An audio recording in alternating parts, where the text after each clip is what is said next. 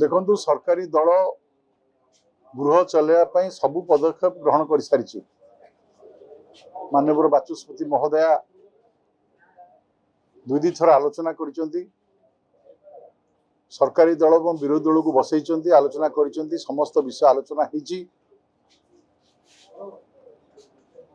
एवं सरकार सकारात्मक ढंग से काम कर आमे चाहूँ जे मान्यवर विरोधी दल सदस्य माने विरोधी दल सदस्य भाव में तांकर जो अधिकार अच्छी ओडिशार स्वार्थ पाई ओडिशार विकास पाई से गृह रे चर्चा आलोचना करंतु बारंबार कहा जाउची जे गृह मध्य आपणकर विषय को उत्थापन करंतु मु पचारे को चाहूँ से 17 तारीख आज पर्यंत जो भली भाव में से नौटंकी करुँच जो विषय नहीं चाहते आलोचना करने ये पवित्र गृह रे से आलोचना करिसेंती कि सरकार को प्रश्न पचारिसेंती कि आलोचना चर्चा रे भाग नहीं ये विषय रे सरकार को घेरिसेंती कि तेणु एथिरु स्पष्ट जना पड़ुची जे विरोधी दल विधानसभा न चलई दे निजर आत्म प्रचार करने मीडिया रे स्थान रही एवं ओडिशावासी को विभ्रांत करने योजना करिसेंती किंतु ओडिशार सरकार निष्पत्ति करिसेंती ओडिशा रो 4.5 कोटी ओडियांक पई जो बजेट आसीची से बजेट पास हम से बजेट लोक कल्याण लगे एवं ओडिशार विकास रे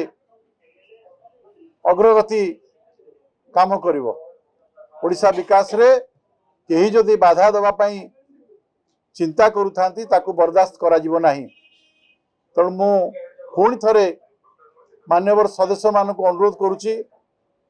विरोधी दल नेता को मध्य प्रार्थना करुची जे ओडिशार 4.5 कोटी ओडिया स्वार्थ पाई ओडिशार विकास पाई से विधानसभा काम रे सहयोग करंतु एवं विधानसभा रे शून्यकाल रे प्रश्न उठांतु मूलतः प्रस्ताव आणंतु विभिन्न फोरम अच्छी तार व्यवहार करंतु एवं सरकार को घेरंतु किंतु कौनसी विधानसभार जो नीति नियम अच्छी ताकू न मानिकी जदि बाहर कला गंजी पिंधिबे सब संस्कार ना रे राम नाम सत्य कहिबे या द्वारा ना एसीबी मेडिकल कॉलेज रो समस्यार समाधान हबा पाई सरकार जो चेष्टा करचंती सेथिरे सेमाने भागीदारी हो पारिबे तो निश्चित भाव में आउथरे अनुरोध करिबी विधानसभार पवित्र गोहरिया को आलोचना करंतु एवं सहयोग करंतु देखनु महिला बाचस्पति एवं जो कथा उठुची जे महिला विधायिका